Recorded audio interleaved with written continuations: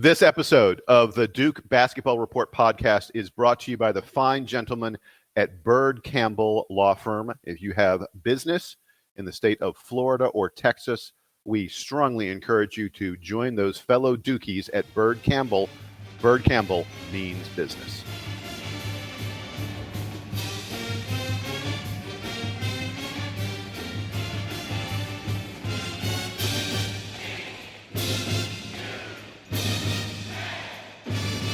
Duke fans, hello and welcome. Podcast number 130. I think we remarked a long time ago, that it's a big deal to get to 10 podcasts.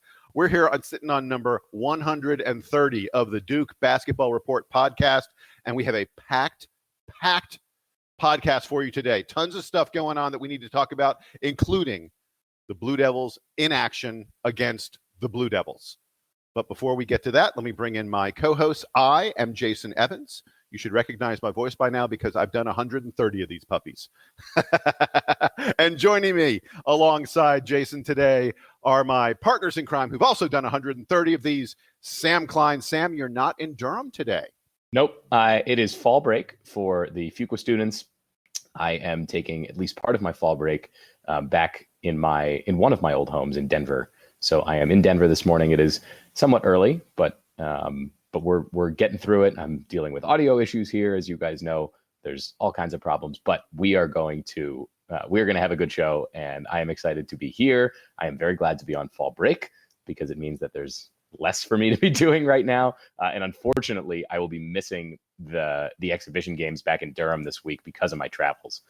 But I'll be back when the regular season starts. There you go. We count on you to be our eyes in the stands. And absolutely. The other guy joining us is Donald Wine. Donald, are you back in Washington, D.C., or are you again traveling with the football, the soccer teams? No, the soccer travel is done for a while, so I am back here in D.C. It is a nice, crisp fall day. It's probably colder here than it is for Sam in Denver. But it is a very nice day. And hey, we got some basketball to talk about. We do have some basketball to talk about because just a couple days ago, the Duke Blue Devils played the Duke Blue Devils. It was the annual blue-white game. The white team won 44-39. Duke remains undefeated all time in games in the blue-white game. Duke also remains defeated all time in the blue-white game. So enough jokes about us playing with ourselves. Let's get to what we saw in this game. And guys, I want to remind folks of what we said we were going to look for before the game started. And then did you see what you were going to look for? Sam, I'll start with you. Tell folks what it was you were going to be on the watch for, and then did you see it happen?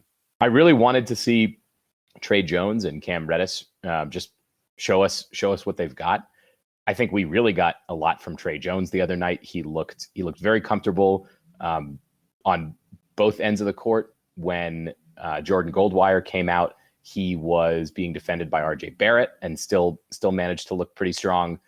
Cam Reddish, I feel like we didn't get as much of a glimpse of. He did handle the ball a little bit, and but I really want to see Reddish play with Tre Jones. I think the one thing that is stark about this team is that they really do only have one dominant ball handler who should be playing point guard for long stretches. I think that Barrett appears to be the guy who's going to handle the ball when Jones is on the bench, but he's not nearly the facilitator that Jones is. So we haven't gotten to see Cam Reddish with Tre Jones yet. That's the thing going forward that I'm still interested to see how all those pieces fit together. I think that's the one main downside of the blue-white scrimmage of Countdown to Craziness is that we don't get to see, or at least last night, we didn't get to see the full starting lineup all playing together. They were mixed up. The 4-star freshmen were split across two teams, and everyone else was kind of rotating around them. So we didn't really get a glimpse of what the starting lineup looks like when they're all together. I will add, though, that we did get a lot of RJ Barrett making impressive, at least individual offensive moves, which were really fun. And most importantly, we got the Zion Williamson junk show.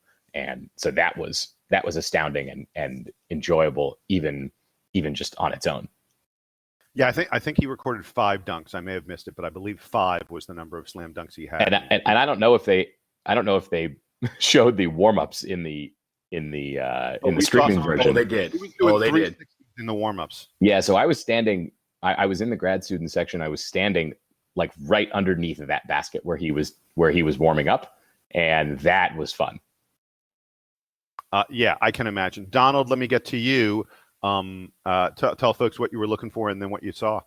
So the one thing I was looking for is something that we'll actually kind of talk about in a little bit. So I'll save that discussion for when we get to it. But as far as the game is concerned, the great thing about this is when people, are asking questions about, hey, Cam Reddish didn't look too great or Marquise Bolden didn't have a great game. This is one of the best teams that will play all year. And also, this is the one team that knows every single minute detail about everybody's game. Everyone on the floor knew how Cam Reddish was going to play and how he plays. And their job is to try and stop that. But also it's weird. You have to put on a show for the fans. It's the first time you're getting to see these players together, at least this year. And also you are trying to lock down your teammate. And it's kind of a difficult situation if you've ever been put in it. So, I mean, when it comes to that, there's really not a lot I take out of this game other than 2 things. One, Zion Williamson is the freak that we thought he was. We've been excited about this guy for a long time. Sam, you should have heard the announcers during the warm-ups and during the game. They basically were like kids on a playground watching, Michael Jordan dunk for the first time. Yeah, they absolutely from another. They almost canceled, and they should just cancel the coverage because it was literally became them giggling about every single time that Zion Williamson even had the ball in the vicinity of the rim because it was kind of funny. But also RJ Barrett is very smooth. Like you guys said, he has very creative skills around the basket, and I think those 2 things you put those 2 together. And, you add in Cam Reddish, you add in Tre Jones, you add in, Javin DeLaurier, who I thought had a, good game as well. All these little pieces, it's kind of left you wondering, hey, what's it going to be like on Tuesday or on next Saturday or on November 6th when these pieces are all on the floor together, all competing as one. It's kind of one of those things where you say, oh, you take that little grain of salt and you put it together and you say, hey, I think with these pieces, we can have a very fine dish. And I really liked some of the individual things that I saw, but I also like the anticipation of what we can see when all these guys are playing together. So like the 2 of you, I had said I really wanted to see Tre Jones and Cam Reddish, and I'll get to them in a second. But the other thing I said I wanted to see was I wanted to see our 3-point shooting. And it's still a source of concern for this team. One of the teams hit 4 out of 14, that's 28%. The other team hit 4 out of 12, that's 33%. That puts us right around 30% as a team. As both teams on 3-pointers in this game, and that's not a disaster. 30% isn't 30% isn't the kind of number that it means you're going to automatically lose. but you really, I'd love to see us get closer to 35 or so. That said, I thought the 3-pointers we took looked fairly good. I mean, look, Alex O'Connell was 0 for 4 from 3. We saw last year, Alex O'Connell can fill it up. He's going to be able to hit 3-pointers. I thought, DeLaurier's 3 looked confident in it. Certainly Cam Reddish and RJ Barrett looked very confident taking 3-pointers. And so I feel like they're going to do better. And in his post-game commentary, Coach K noted that RJ Barrett has been shooting really well and that Cam has shot like lights out. K in his post-game comments seemed surprised that Cam Reddish didn't shoot better in this game because apparently Cam has just been destroying in practice lately. It's also worth noting about Cam Reddish that he apparently has a small, minor cracked rib. They called it a displaced fracture. Well, if it's a fracture, that's a crack. So he has a cracked rib that he was playing with.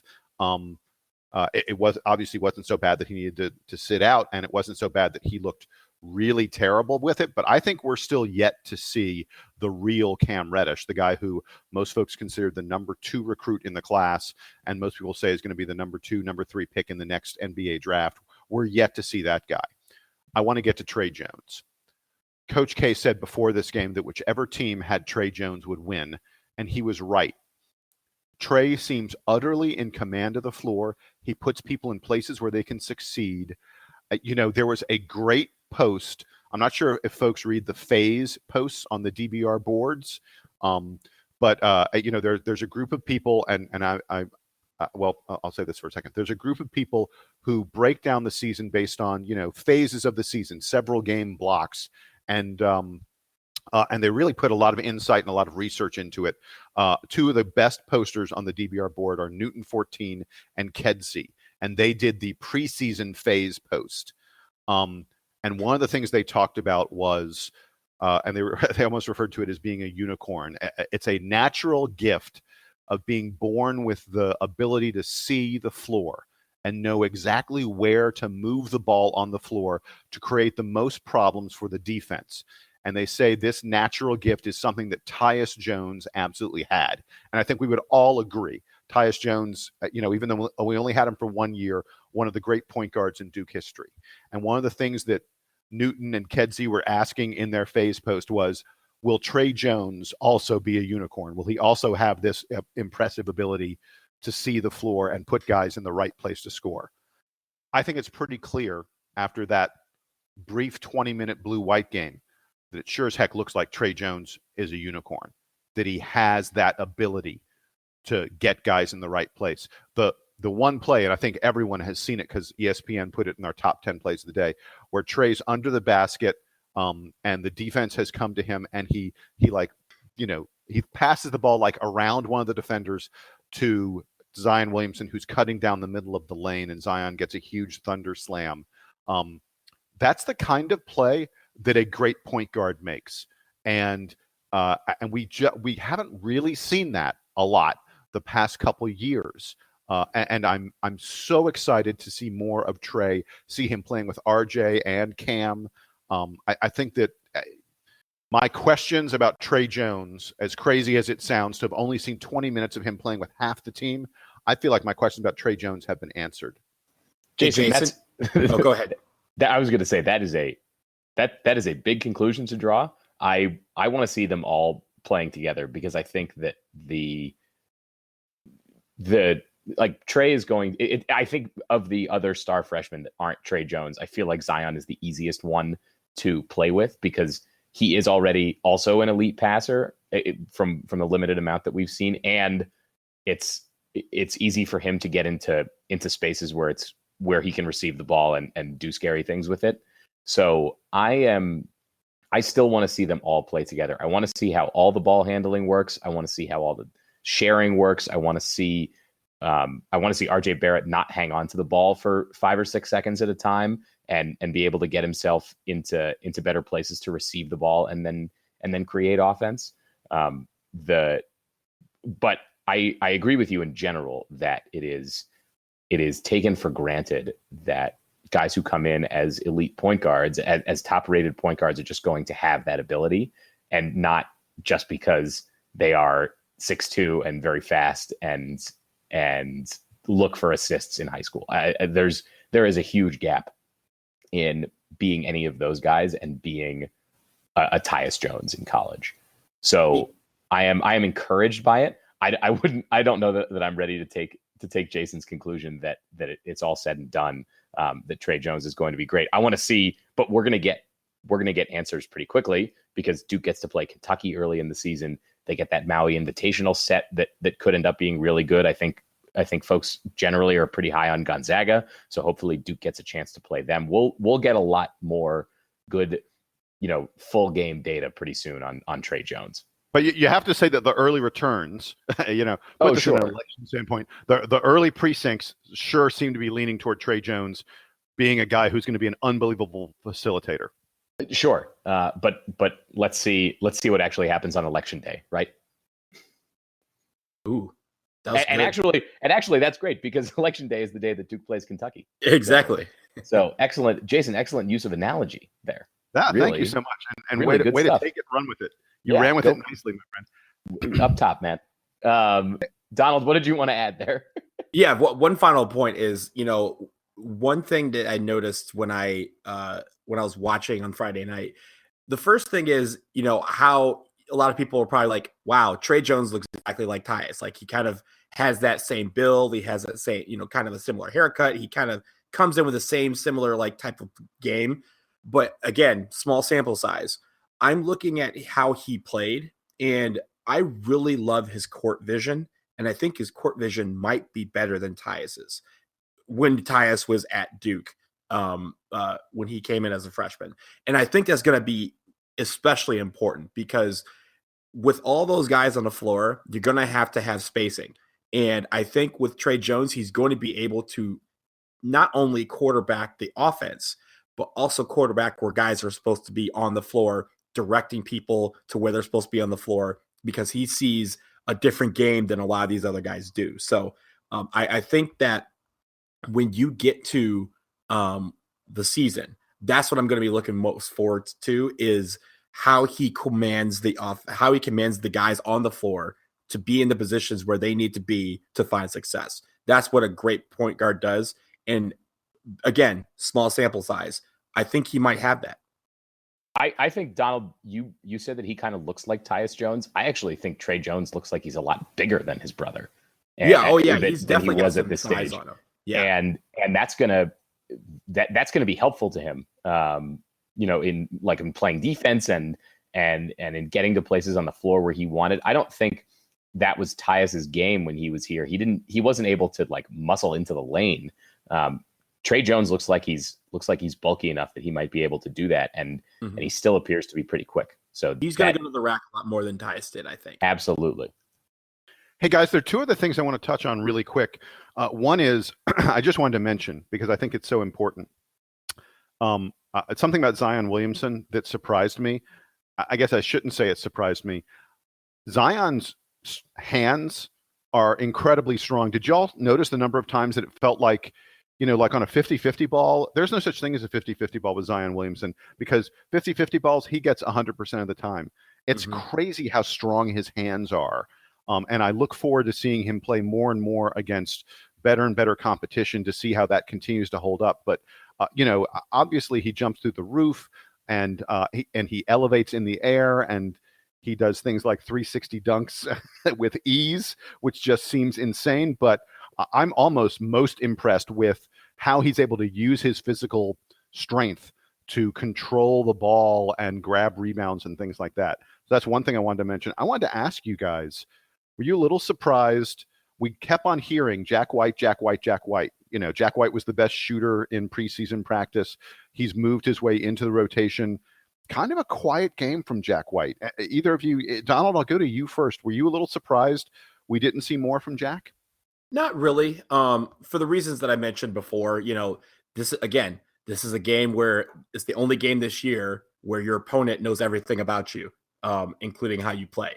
And it's going to be one of the best opponents that we play. So when it goes down to it, I do recall after the game, they interviewed Coach K, and Coach K was talking about some of these role players like O'Connell and White, and Delorier and Bolden, and how he said that they're going to be very important and how we're going to be, quote unquote, a much deeper team. Now, we've seen previous, Duke teams where we say, yeah, it's going to be a deep team, and then we get down to our, 6 to 7 man rotation.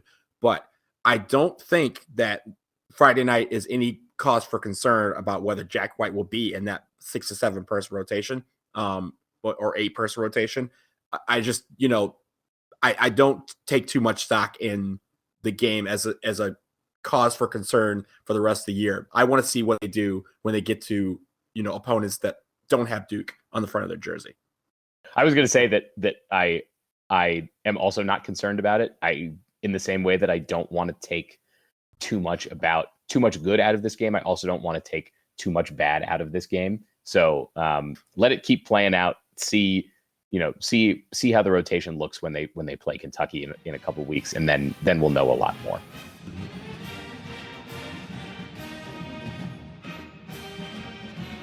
All right, guys, so we're on to something that all three of us identified that we really needed to see at Countdown to Craziness, and that is the player intros, the players dancing, the players having a good time being themselves before the crowd and how the crowd reacts to it.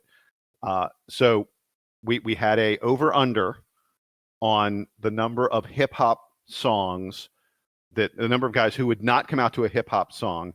I believe that the following players did not come out to a hip hop song because I said I took the over. Remember? I think we were at like, it was like 0.5 or something was the over under, right? Sam, I think you said it at 0.5. Mm-hmm. Am I correct? Yes. You were way off. I took the over and I was way right. Buckmeyer came out to "It's Not Unusual" by Tom Jones, and he did the Carlton, and he called Nolan Smith out to do the Carlton with him. And it's one of the great moments in Duke basketball history. That was it was magical. It was magical.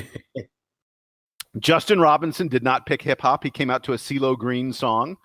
Jack White picked Prismo, who is an electric and dance music, an EDM artist. I've never heard of Prismo before, but Jack White came out to a Prismo song.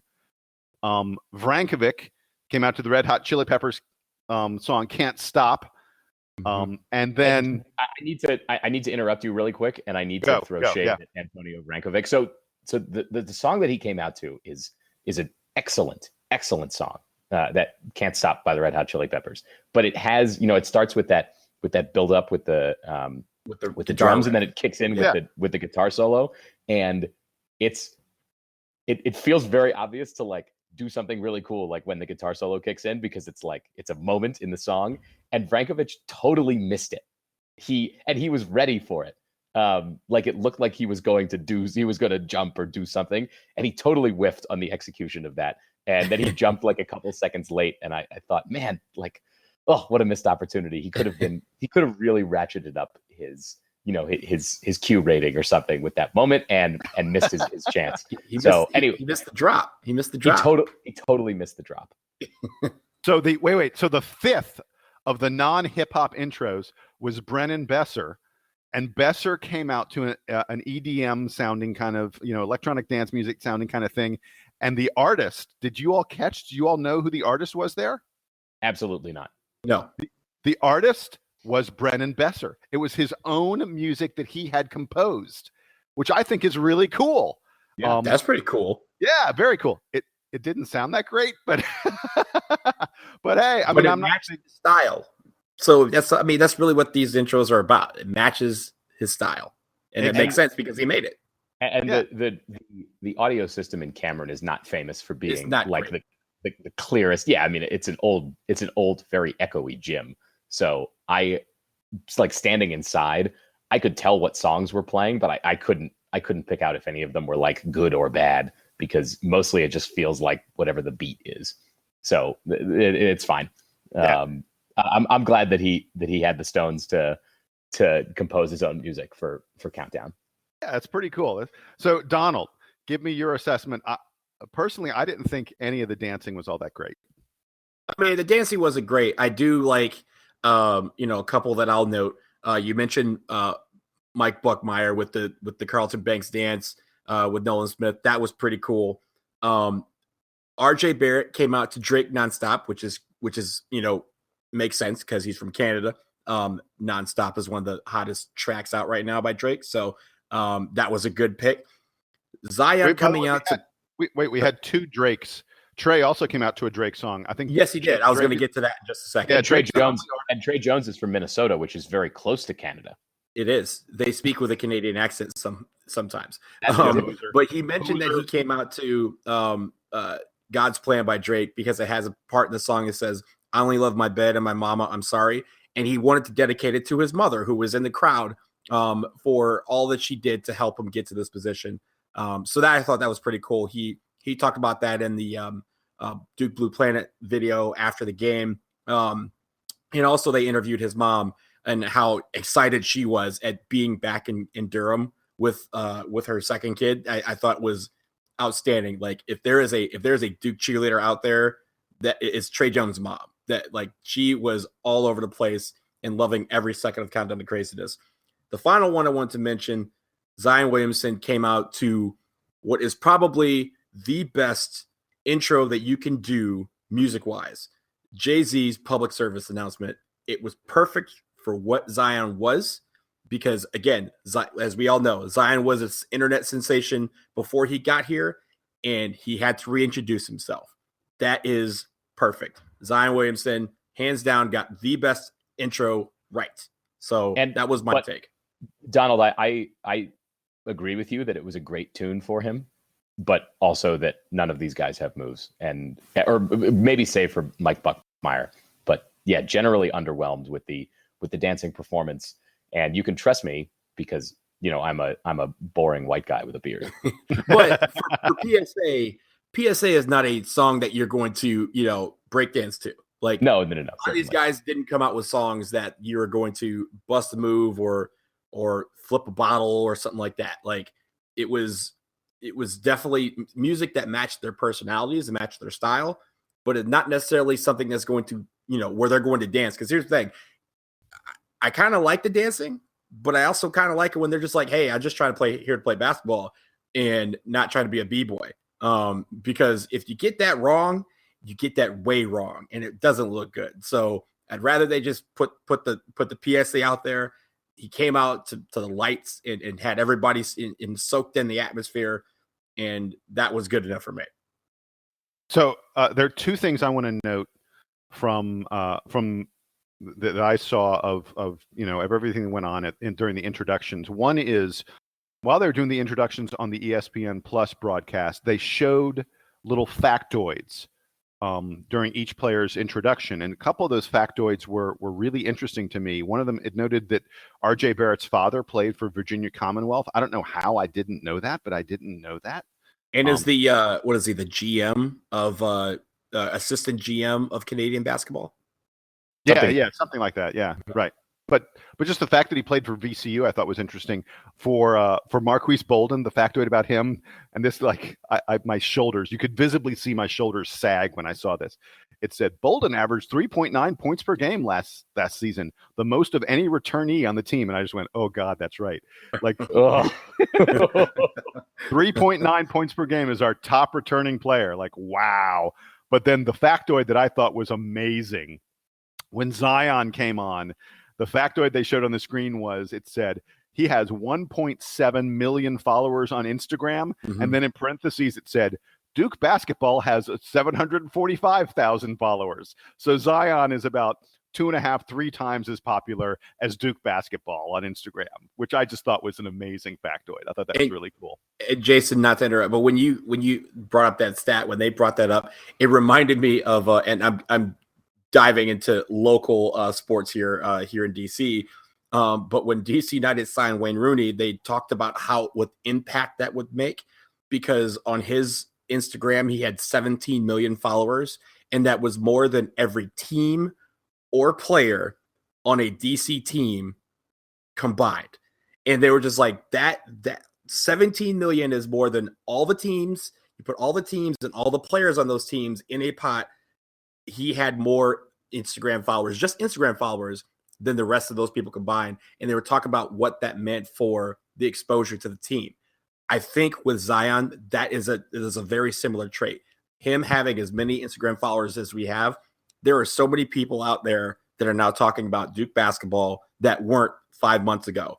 Stephon Marbury is one of our biggest fans now. And I think that is a very interesting thing, because he wasn't the biggest fan of Duke when he was in college or when he was in the pros, but now he's watching because of Zion Williamson. I think that's something that we can't overlook.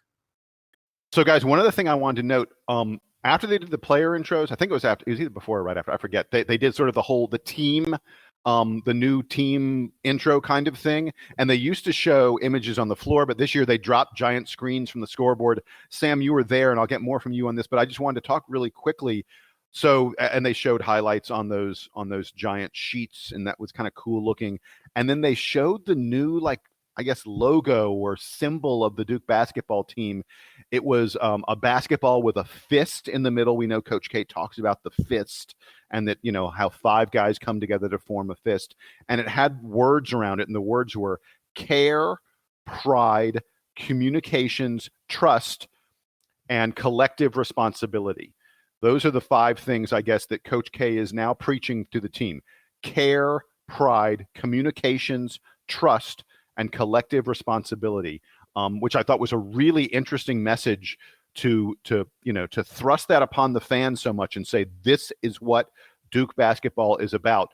And then the last thing I wanted to note about it is, this is kind of funny. So that whole like circle with the words and then the fist in the middle, it kind of looked like the logo, like in a cartoon. It looked like the logo for a bad guy, like a fist. I don't know, just it looked kind of aggressive. I looked at it and I was like, that looks like, the bad guy in Thundercats or something like that. I don't know. I thought it was more Jason, Captain Planet than Thundercats. Yeah. Yes. Yes. I'm okay with Right. Also, those 5 points are things that he has preached throughout his career. I'm pretty sure he's written a couple books. I think the one about 5 points to success involves a lot of those key elements. Especially the collective responsibility part, because I do remember him preaching that when I was in school, about collective responsibility and about how we as crazies take ownership team and we are a part of the success, but he wants us to be rocking every single time. So I think it's great that he's, bringing those elements back, because I think those elements are something that we all can use, not just in Duke basketball, but in life. And I think that is something that will really help this team. in the way that the three of us are collectively responsible for this show, right? Correct. And we have care and pride and trust in each other. All of those things. And we communicate. We are another basketball team. We're basically Duke basketball. There you go. I won't disagree. Sam, you were in the house. We've Donald and I have said enough about this. Give us the atmosphere. Give us what it was like to be there. So Countdown to Craziness, in addition to being the first public event for the basketball team, it's also the first event for the Cameron Crazies. And as such, the Cameron Crazies experience is sort of underwhelming, as everyone's kind of figuring out what all the cheers are and who's supposed to be doing what. The band brought out some new tunes that mostly sounded pretty good. So the Crazies were underwhelming, and now I guess I'm one of them again. So I have to qualify everything by saying that I'm back in the student section, which was really cool. It was my first time standing in the graduate area, which was really interesting and totally different from being with the undergrads. Mostly that it didn't fill in nearly as quickly, so I didn't have to get there very early to get a primo spot. I did want to note that the Jason, you mentioned the screens coming down from the scoreboard. The production value of Countdown to Craziness is incredibly high. It is like going to like a wrestling, like a pro wrestling match or something like that. They have all the lights. They have the big screens that come down. They have this year there was a lot of fire being shot in lots of different places, and the intro video had all the players like surrounded by fire as they were like looking cool and flexing and dunking and doing all the things that make people love them. So that was fun. The only thing that was weird is that there were a lot of like performances before the actual Duke men's basketball portion of the evening, some of which were cool. Like they had a student who I guess is like an international yo-yo champion, and he was performing his yo-yo tricks, and that was fun. But then they also had a student group that was like, it was four students all on electric keyboards playing Stairway to Heaven. And they did that for however long that song goes on, like 8 or 10 minutes. It was weird. I am not sure who's in charge of the Countdown to Craziness pre-basketball events, but I feel like they got to do better. And Sam, I will note that I know you were there, so you got to see everything. But if you were watching it on the broadcast, I got home from dinner like maybe 30 minutes late and turned on the broadcast, and they didn't show any of that. The only thing they showed was the basketball. So even though it said started at 7:00 for the first hour, we had that big banner that said your event is about to begin, stand by, which was kind of weird because you were texting us all this information about what was going on and we couldn't actually see it. Yeah, but it's fine. You didn't miss much. They did do some cool stuff with the women's basketball team. Had them do their own intros. I don't know if they showed that on TV. They did not. But that was also pretty cool. And then they had the game, and I guess they've dropped the dunk contest from the proceedings, but we saw plenty of Zion Williamson dunks. I guess he was going to win anyway, so it wouldn't have been so interesting to have him go up against a bunch of a bunch of college students in a dunk contest, right?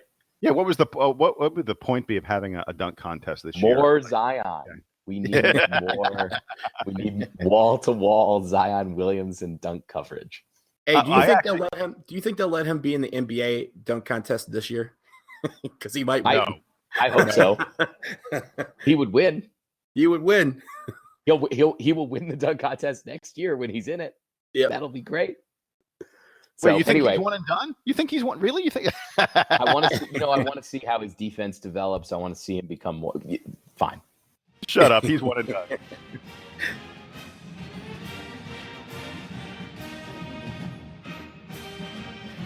This edition of the Duke Basketball Report podcast is brought to you by Dominate Test Prep. Let me tell you something. If I was still in school and I was thinking about grad school, I would definitely go talk to these guys. Founded by Duke alum Brett Etheridge, Dominate Test Prep provides online courses for the GMAT and the GRE that are flexible, they're affordable, and most importantly, they teach you Brett's proven test-taking strategies, and they produce high scores on test day, which is what it's all about.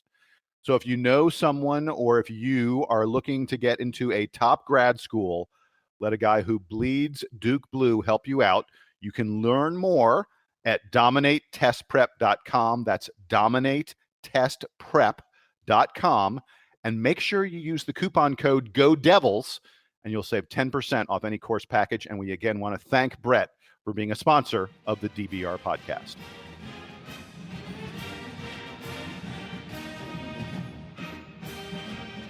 So, gentlemen, just moments ago, we were joking about one and done, but there was big news about the future of one and done this week that I want to talk about. The NBA and the NBA GLeague announced collectively that the GLeague is going to make itself much more attractive to guys who just finished high school. They announced that this isn't for everyone, but for select players, and they haven't announced which players those will be, but I would imagine it'd be the top 10, 15, maybe 20 players or so in high school basketball. The GLeague will offer you a $125,000 contract to play in the GLeague right away out of high school, that you will not go to college. You will get paid $125,000. It's worth noting that because you will be a professional, you'll be allowed to have an agent. You're allowed to have advisors to help guide you with stuff. You'd be allowed to sign endorsement deals.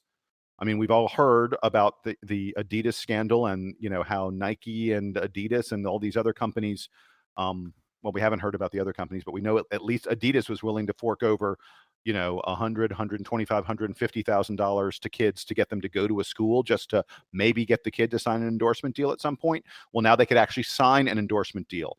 The other things about the GLeague offer that I think are worth noting is that, they wouldn't have to deal with classes. They wouldn't be in school. Now, they wouldn't be getting an education, but if these guys are really only about making it to the NBA, which most of the top 10, 20 players are, they would be able to focus exclusively on practice, developing their game, and they wouldn't be worrying at all about college stuff. We can discuss whether that's good or bad. They're going to see that as a benefit. And of course, they would get as much practice time as they want. Currently, the NCAA limits how much time you can spend with the coaching staff, with trainers, how much time you can spend practicing.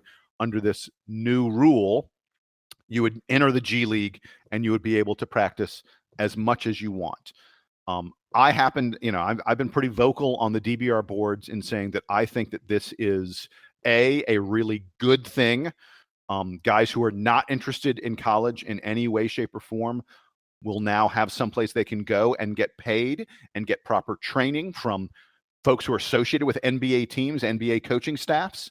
So I think it's a good thing, and I think a number of guys are going to consider this and go ahead and do it.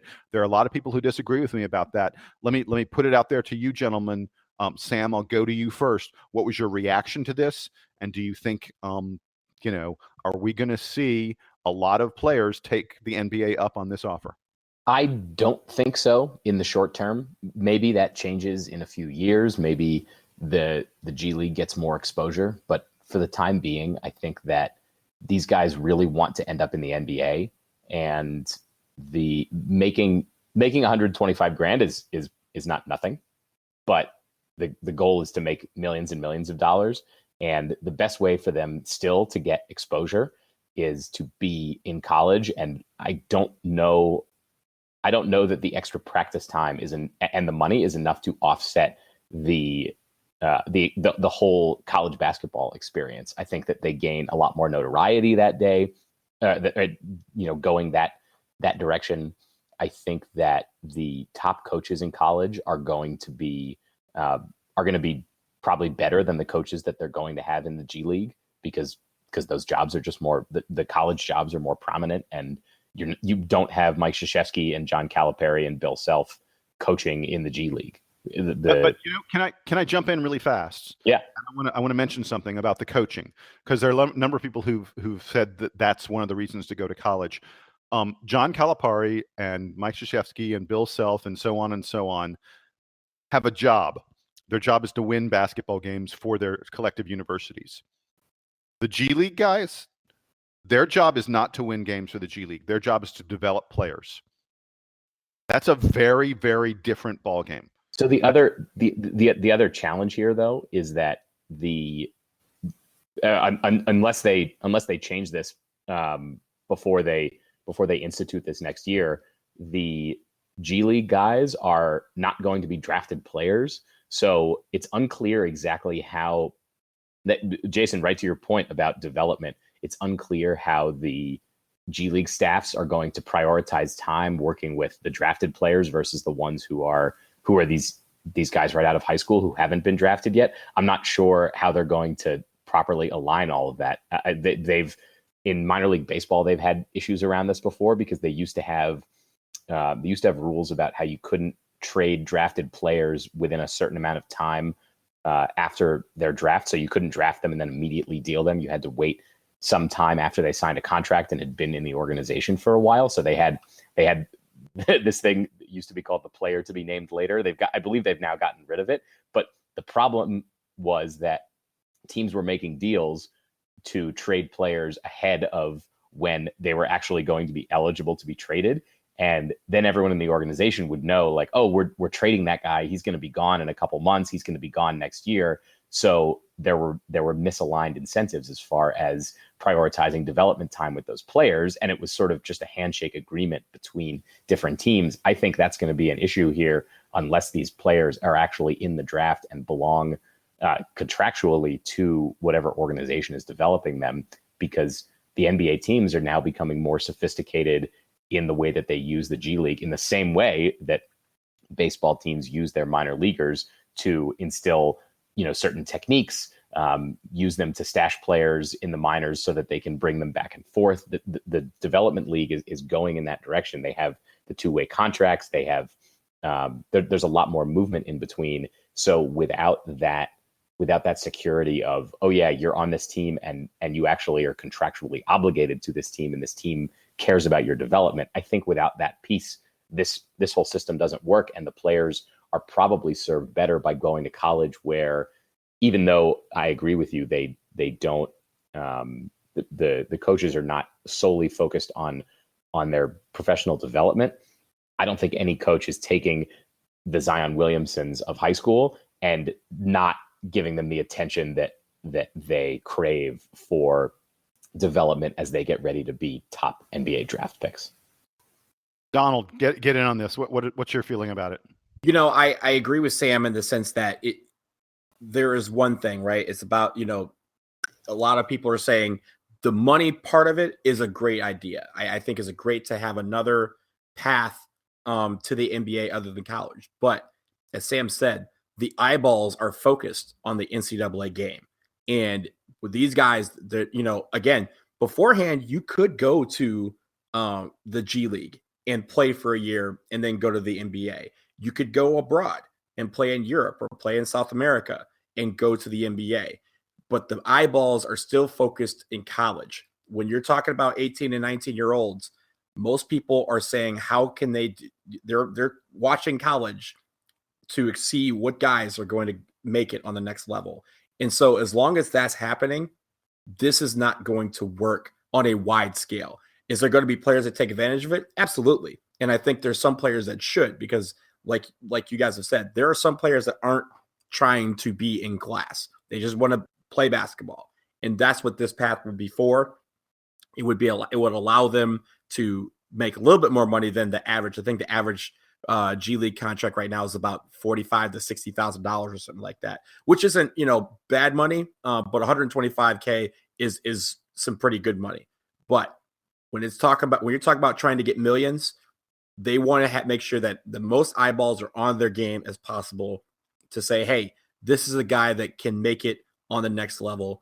And those eyeballs right now are focused in college. Until that changes, you won't see a plethora of guys cashing in on this G League deal. I feel like there's been more guys who have gone to Europe and played before coming back and getting drafted than there have been guys that have gone to the G League. Notably, there was one guy, and I'm forgetting his name, from Syracuse that was going to commit last year that went to the G League.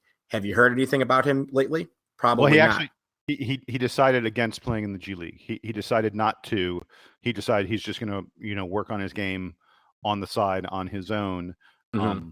And he probably has really endangered his stock as a result. But yeah, he decided against playing in the G League.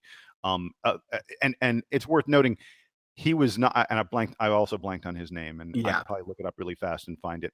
But he was not like a top 10 recruit. He was like, he was a McDonald's All-American, but I think he was like in the mid-teens or so. Not one of the guys that you would go, oh, that guy's an he's probably going to be a lottery pick next year. I really think that this is designed for those kind of players, guys who are absolute no-brainers, don't even need to play that great in college for the NBA to go, yeah, we know that this guy has the talent to be in our league. And 125 grand is, and endorsements. And by the way, I think, again, when you're talking about guys at the top of the class, the guys who are going to be lottery picks, the endorsement dollars are going to be significant as well. Yeah, they won't be as well known because they won't have played in college, but the NBA is full of huge endorsement guys who weren't popular, who weren't well known in college. I mean, goodness gracious, Russell Westbrook wasn't like a huge, super successful college player at UCLA. It wasn't like the whole country knew Russell Westbrook's name from playing at UCLA. The Freak, Giannis Antetokounmpo, or whatever the heck I still can't pronounce his name. The Freak, who's one of the top players in the NBA today. Yeah, European. He was an international. We'd never heard of him until he went into the draft. Kristaps Porzingis. I mean, come on. And Porzingis, these are guys with huge endorsement deals, who are major players in the NBA, and they have those big endorsement deals because they are super talented and they are succeeding in the NBA. And the argument that, oh, wait, they aren't getting the exposure that they would get on a college team. Yeah, it's a factor, but to me, it's a tiny, tiny, tiny factor. I really think if you are talking about the guys at the very top of the current 2019 high school class, James Wiseman, Cole Anthony, Vernon Carey, Isaiah Stewart, Jaden McDaniels, guys like that, the guys who are in the top 5, the top 10, if they choose to take this path, they're going to get $125,000 from the G League.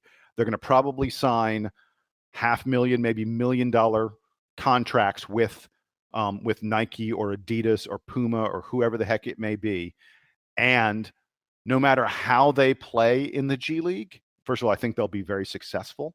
But no matter how they play, they're going to be lottery picks.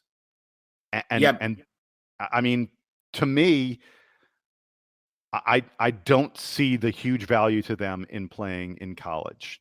I guess there's some, and maybe there's a tiny bit of risk that you play in the G League and because you're going to be playing against men. You're going to be playing against guys who are 24, 25 years old who are fighting like crazy to try and just get a shot at the NBA. So maybe there's some risk there, but I don't think it's very much risk. I mean, come on, Cole Anthony, there's no way Cole Anthony plays so badly in the G League that some NBA team doesn't take him in the first 5 picks in the draft. It's not possible. We've seen it over and over again.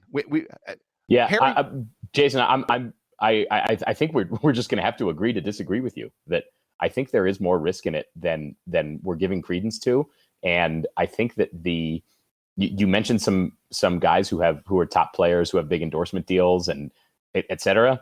Those guys didn't necessarily have those coming right when they got drafted. We didn't know how great they were going to be. Kyrie Irving and Kevin Durant were immediately picked up by Nike when they were in the draft and were all set from the moment they said go. So I don't know which is the more lucrative path. I think that going to college is unless you see a couple guys do this and be successful, I don't think there's going to be a mass movement towards top 10 players moving to the G League, while, again, guys like Mike Krzyzewski and John Calipari and Bill Self and Roy Williams, and all of them are still coaching in college and are still the brand names in pre-NBA basketball. We were talking about the endorsement deals and stuff, but when you're talking about the G League, again, those companies, Nike, Adidas, Reebok, Under Armour, they're worried about exposure too. And they're not going to give, a multi-million-dollar deal to a guy that is unproven and is going to the G League straight out of high school that very few people outside of AAU circles have heard of. They're going to give that, money to a guy who is a year out of college and the entire world knows his name because we have this billion-dollar thing we call March Madness. And how many guys have we seen go on a tear during the NCAA tournament and parlay that into first-round draft picks and multi-million-dollar endorsement deals? It's way more than the number of guys that you see riding a bus for the Grand Rapids Drive. So I think that is what is going to have to be overcome with this deal. Again, I think that some guys will take advantage of this. I don't think it's going to be those top 10 guys. I think when they look at it, they're going to crunch the numbers. They're going to say, hey, going to college is going to be more money a year from now than any money that I'll get up front. And I think that is what the challenge is with this new deal. Well, so two things I'll say about that. One is, let's be clear that this is not being offered to any high schooler out there. If the top 10 guys aren't interested in this, then my bet is that it doesn't happen. Because there's no way the G League and the NBA are going to pay $125,000 to a guy who isn't a McDonald's All-American. A guy who isn't likely to be worth a lot more than $125K in the future from the NBA. A guy who isn't almost a sure thing to be a first-round draft pick a year from now. I just think this is for the guys who are likely lottery picks. It's not for other players. So that's one thing I'll mention. The other thing is, a lot of people have made note of this, and I think it's worth stressing on this podcast. For a long time, people have, been wringing their hands, and they've been so upset that players were playing in college for free. And everyone was like, it's just not fair. They should be compensated. There should be some route for them to recognize their value. Well, here we have a counterpoint to college. Here we have something where we go, hey, if you don't think college is worth something to these players, here's $125,000 and here's a chance to get endorsement deals. And if no one takes the NBA up on this offer, I think it is proof that college basketball offers real, tangible value to these players outside of an actual earnings for them. That it provides them with exposure, it provides them with teaching, and it creates value for them. Because a lot of the argument against college ball, a lot of the argument has been the players should get paid because they're doing all this for free in college. And maybe this is an argument that, they aren't actually doing it for free. Maybe they're getting something out of college ball that isn't tangible in terms of dollars in the bank, but it's something that is very useful and marketable to them in the future. Jason, I think it's disingenuous to say that this proves anything, whether lots of players take it up or not. All we have here are two options. It's not like players are able to like create a best system for themselves. This is the NBA deciding on one specific path that has clear definition, and I don't know that we're going to have enough information to say, oh, this is how much the player gains from being in college because he turned down $125,000. There are lots of factors that are complicating all of this, and the NBA will see how this goes, and then they'll change it up when they get some data about who's doing it and why. I'm sure they'll get feedback from some of these players who were offered these contracts and who decide to turn it down. They'll hear from the agents, they'll hear from the big sponsors like the shoe companies. There are a lot of stakeholders here who are going to have input on how this works and how it doesn't. And then also, we don't know how college basketball is going to adapt to the sort of changing mindset of the public about the players being paid or being allowed to have endorsements. All of that is going to affect this in the next few years. Also, you have, like, when you're talking about the NCAA portion of this, people have to realize if they make that argument, then they have to realize that argument is not just about college basketball. You have another billion-dollar beast that's college football, where this argument is also being made. So if they're trying to use this deal to say, hey, there's an option for you to make money, college football players don't have that option, and they have 3 years to think about it. So you have to. That would be, as Sam said, a very disingenuous argument when it comes to something like this. Okay, so let's wrap all this up. We've been on this for a while, and the podcast is getting really long. Guys, over-under. We love over-unders on this. I'm setting the over-under at 2. 2 players, 2 high school players in the class of 2019 taking the G League and the NBA up on this offer. Do you think we'll see 2? Actually, I'll say 2.5. So you have to go either, you have to pick the actual, that's the over-under number. Sam, do you think we will see more than 2.5 players taking the NBA up on this? Under 2.5. Donald? Yeah. Under. You guys know, I say over. I think it's going to be an attractive option. So Sam, I got a question. If I'd set the over-under at 0.5, would you have gone under? I think it's going to be 1. I don't know. I don't know who it is, but I think there will be 1 player who tries it this year. Yeah, okay. I'm with Sam. I think it's just going to be 1. I mean, last year there was 1 guy. I don't think that this will really, again, the exposure I think is going to be the number one thing that they cite, but I think it's just going to be 1 guy.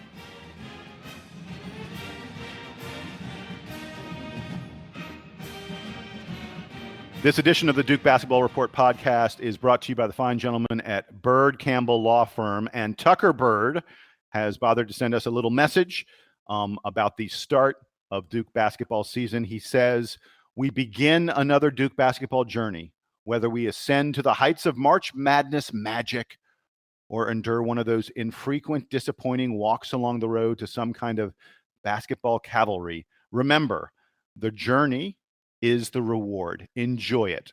And Bird Campbell says, go Duke. Fine words there from Tucker Bird. And guys, we want to thank you once again for being sponsors of the DBR podcast. Folks, if you're looking for legal advice, we suggest you turn to the Dukies at Bird Campbell.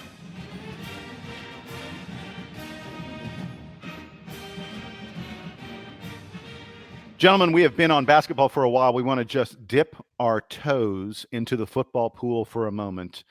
Over the weekend, the Duke Blue Devils took on the Virginia Cavaliers in a game that Duke lost 28-14.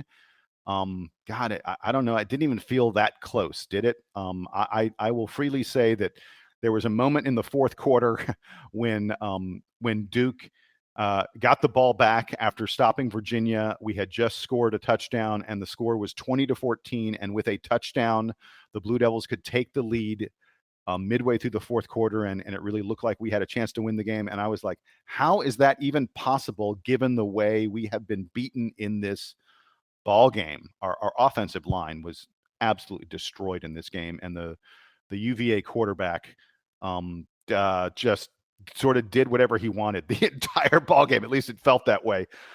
Donald, I'll go to you first. What was your impression of Duke's loss to Virginia in football? So I will say that I think we got beaten every single area of the game yesterday. And the one thing that absolutely killed us more than anything, if you want to like put a nail on it, is special teams. Every time we kicked the ball off to them or punted to them, they ended up with a ball in Duke territory. And from there, they were able to, if you look at the stats for this game, they weren't that bad with the exception of one that I'll get to in just a second. They were pretty fairly even. But when you really think about it, special teams allowing them to start just about every single drive in Duke territory, that's going to kill you every single time. And it wasn't like it was like, hey, it was a short punt. It was run backs. These guys were running the ball back 30, 40. And penalties. They had this weird thing they did on punts where they had two guys fielding the punt and you couldn't tell which one was going to catch it. And it completely befuddled our special teams coverage. And we ran into the guy who was catching the punt twice, I think. Yep. And it gave him an extra 15 yards. It was like crazy. Ugh. Yeah. But those sort of things, you just can't have that. You have to, if you're going to have every drive start in your own territory, that's just short field for your defense. Even if your defense was, performing well, which at times they did, I felt like they settled down a bit, but it doesn't matter when you are only allowing them to give up 34 yards before, there was one drive that Virginia had where they had 11 plays, gained -3 yards, and were still in Duke territory. And still, the only reason that they didn't get points is because they missed the field goal. So like that can't happen. But one thing I think you mentioned the offensive line got crushed, and it really showed with our rushing yards. We had 58 rushing yards. This is a team that's averaging over, 125, 150 a game. When you have only 58 rushing yards, that means that you're not establishing the line and you're not establishing your attack. And when those things happen, you can't put points on the board, and it's very difficult to win ball games. So those are my two takes. But really, if we're going to Pitt next week, we have to improve tremendously in all areas of the football, because we can't get outmatched by a UVA team like that. Because as you guys now know, it probably has cost us the division. Well, by the way, the offensive line woes didn't just show up in the rushing yards. It felt like Daniel Jones was scrambling for his life the whole game. He was sacked 4 times. 4 sacks is a lot. And 3 was on picks. One drive. And he threw 2 picks, which is also out of the ordinary for him. Mm-hmm. Yeah. Except against Sam, Virginia. what else you got? Against Virginia, he's had 24. He has had 24 interceptions in his career. 9 of them have come against Virginia. Wow. Oh. Sam, what you got? The biggest deficiency to me was the tackling. Virginia was running into Duke defenders and then bouncing right off of them. I'm not sure if that was the rain. I don't know. I don't know what was going on, but it seems like, especially Duke's defensive front, which is usually so strong in tackles for loss and getting tackles at the line of scrimmage, none of that was happening yesterday, and that was UVA getting 6, 7, 8, 9 yards on basically on almost every run, and if you give up 8 yards a carry, you're never going to be able to stop the other team. The other especially Bryce Perkins. Oh my gosh, Bryce Perkins! Wow, it's like he had grease on him. We could not bring him down. And then on the other side, the Duke receivers dropping balls all over the place. And my God, we said this last week. It seems a little bit like the team is getting worse somehow. So I'm curious to see how Duke does against Pitt. They've been, the last couple of years, actually, the Blue Devils have been better on the road than they've been at home. So maybe going on the road to Pittsburgh is going to help this team, and that'll be a boost for them. But wait and see. I'm disappointed in the performance yesterday. I thought they looked really flat, and UVA looked really fired up to be in Durham and there to beat Duke. Yeah, I'll tell you, on the side, it was really interesting. On the broadcast, they showed the different sidelines, and like the UVA sideline, those guys were bouncing up and down. Like, whichever guys weren't in the game were really into the game. They were geeked up in a major, major way throughout the entire contest. And yeah, Duke just looked flat the whole way. Sam, you mentioned Pittsburgh. That's our next game. Pitt is coming off a bye, so they've had plenty of time to prepare for Duke. and they need to prepare because Pitt is not very good. The Sagarin rankings has Pitt outside of the top 70. Jeff Sagarin makes Duke about a 7-point favorite in this game, even though the game is being played at Pitt. And the biggest thing about Pittsburgh is their defense is awful. The Pitt D gives up more than 30 points a game, more than 400 yards a game the defense allows, including 180 plus yards per game that they allow on the ground. 180 yards on the ground Pittsburgh allows. So, that's got to be a place that Duke, hopefully can make things happen. We've been missing Britton Brown now for 2 weeks.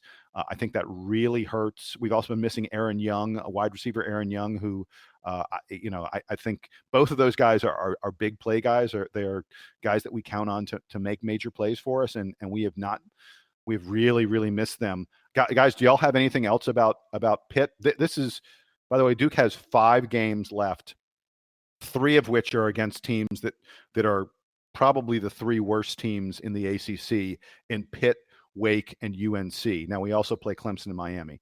Put those 2 aside for a moment. But if we can pick up the wins against Pitt, Wake, and UNC, again, 3 of the worst teams in the ACC, we will have an 8-win season, which would be very, very nice for the regular season. But do y'all have anything else to say regarding the Pitt preview and what you're looking for that game? Donald, let me ask you. Yeah, I think you nailed it when you said that they give up a lot on the ground. Pitt does. I think that's something that we, is very easy, to say that, against Virginia, we had a bad game on the ground and we can get back on track against Pitt. If we can do that, I think what that does in a way is it settles down Daniel Jones because if the running backs are doing well, if he has lanes to run, that just creates more options and the defense is not going to be able to handle that. So I think in a way that kind of settles him down and allows him to take his time when he's throwing balls that, the deep balls. He had a couple good plays against Virginia. If he can settle down, create some running lanes for everybody and even for himself, get some first downs, get a touchdown inside the red zone, that will open up passing lanes as well. And when he does that, I think that'll help alleviate the woes that we had on offense this week. So I think that's the key to my ball game right there. I think that the thing for Duke is to get the offense back on track. I want to see Daniel Jones being more dynamic. I want to see him get more time in the pocket to make better throws. And I want to see those wide receivers fix the slippery hands problem from last week. This Pitt team, you can score on this Pitt team.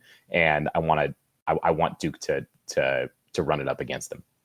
You mentioned Daniel Jones. I sent you guys a text about this.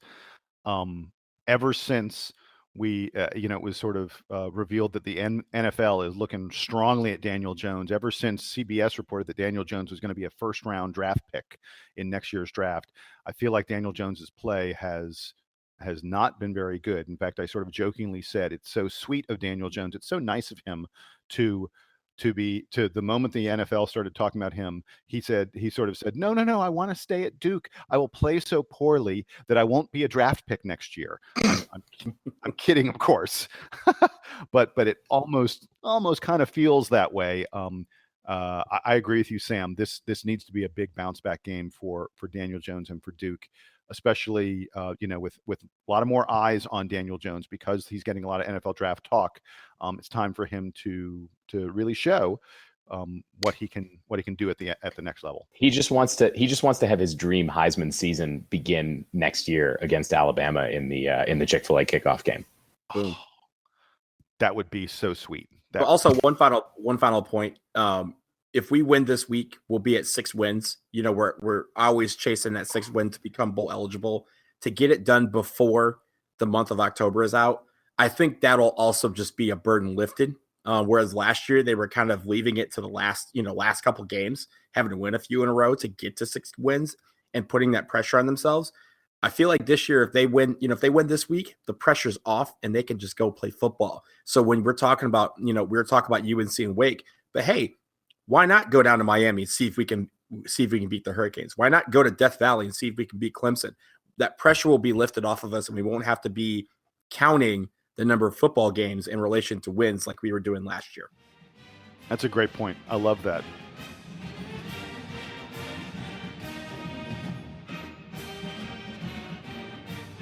All right, gentlemen, it is time for us to hit our parting shots. We've had a long podcast, so much to talk about. Sam, I will go to you first. What is your parting shot?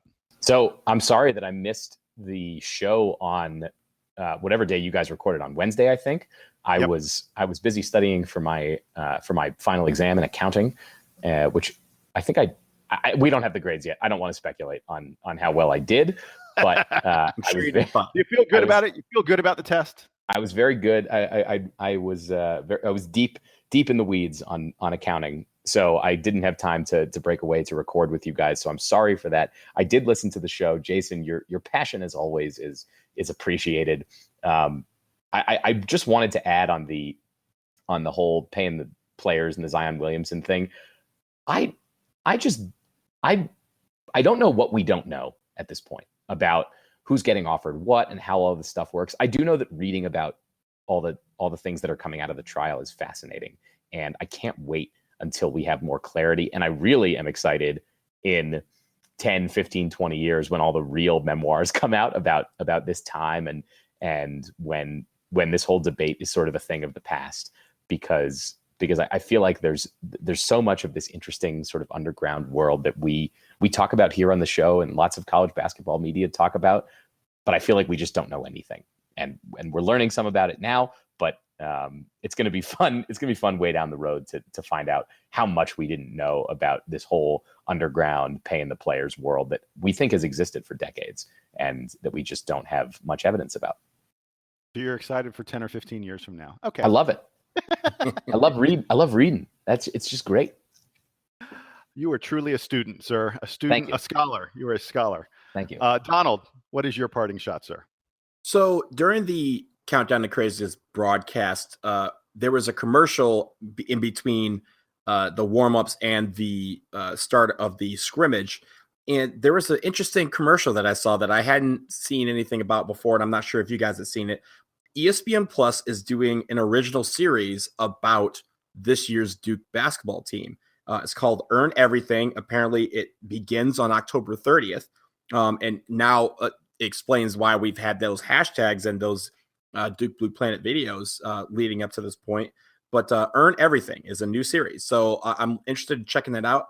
Have you guys heard that before Friday night? I know, Sam, you didn't see the commercial because you were at the game, but had you guys heard of that at this point?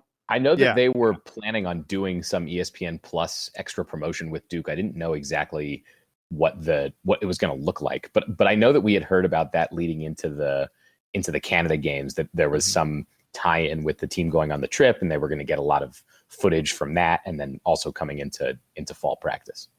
Yes, I'd heard about it, and I'd heard it was called Earn Everything. And I it's going to be like a 4 or 5 part series that ESPN Plus does in an effort to get us all to fork over $5 a month for the ESPN Plus content. And you know what? Well, I've already done that. we might all just subscribe to ESPN Plus. You know, Donald, I just remembered there was something Don and I were talking about on the before we got onto the podcast.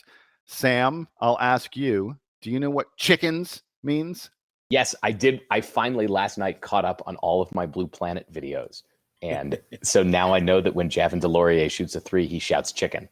And that is awesome. I don't know why, but it's awesome. I hereby petition ESPN to mic up Javin DeLaurier before every Duke basketball game. Yes. Second, passed. Motion confirmed. So on the Duke Blue Planet video, Tre Jones asks him, I think he says chickens with an S, not just chicken. No, it's a singular chicken. It's chicken. It's not chickens, because it's not multiple chickens. It's just we'll go back to the tape. Yeah, it's just one chicken. It's one chicken. Okay. Yeah. So Tre asks him, Javin, why do you yell chicken every time you shoot a 3? And Javin says, it just feels right. Chicken. Like he has no explanation. There's no explanation for this. It's just chicken, which I think is friggin' awesome. I wish I shot 3-pointers so I could yell chicken every time I shot a 3-pointer. but unfortunately, I'm a post player. Me and my 5'11", 220-pound frame. Guys, it is time for my parting shot. And for my parting shot, I take us back to the world of basketball. Just released, literally just in the past day or so, Ken Pomeroy has released his 2019 rankings. Now, it is worth noting that Ken Pomeroy at this point is just friggin' guessing for the most part. He has no data to go off of, and the Pomeroy rankings are interesting because they are 100% data driven. They're all about pace and efficiency and all that kind of stuff. So Ken is just, taking a stab in the dark, but his stab in the dark is basically to say the ACC is friggin' awesome. The new Ken Pomeroy 2019 rankings that just came out place Duke at number 2, UNC at number 3, Virginia at number 4, Syracuse at number 8, Clemson at number 14, and FSU at number 15. 7 of the top 15 teams, 3 of the top 4, 4 of the top 8. I mean, it's ridiculous how much he loves the ACC, and it goes on from there. So I said 7 of the top 15 were ACC. Miami's 21, Virginia Tech's 22. So we got 9 of the top 22. Now there's a bit of a drop off. He's got NC State at number 36, Louisville 53. Louisville 63, Notre Dame's 59, BC's in the 60s, and then down to the 90s for Wake and Georgia Tech, and then Pitt. Oh boy, Mr. Capel has quite a job to do at Pittsburgh to make them good. Pitt is number 139 in the Pomeroy rankings, but I think it's a really exciting for the conference. It's going to make an incredibly exciting conference season.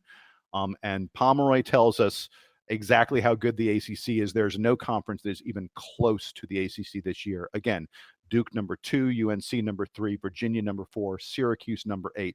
4 of the top 8 teams in the country in our conference. By the way, he has Kansas number 1. He has Kansas number 1 by a lot. Even though Duke's number 2, Kansas is number 1 by a lot. And we'll just see how all that turns out. But I just wanted to mention Ken Pomeroy. Thank you for loving the ACC once again. That's going to do it for us here on the DBR podcast. It was a long one because we had a lot to talk about. We'll be back next week. We will have football against Pittsburgh. We will have 2 more Duke exhibition basketball games. And I have a little bad news for folks. I do need to let people know we had been planning on doing a live broadcast. Donald and I were both going to go to Durham to meet up with Sam. It was going to be November 12th, I believe was the date, 11th, 12th, something like that. The weekend that we play UNC in football and Army in basketball, the opening game of the regular season, the Army game. And we were going to come in town. We're going to watch those games. Then we're going to do a live DBR podcast. We have called it off, and it's 99% my fault. I was trying to make things work that weekend. I had something that I just kind of had to do. I am married, and my wife was like, really? You're going to skip this? And when your wife says, really, you're going to skip this, that means you're not going to skip it.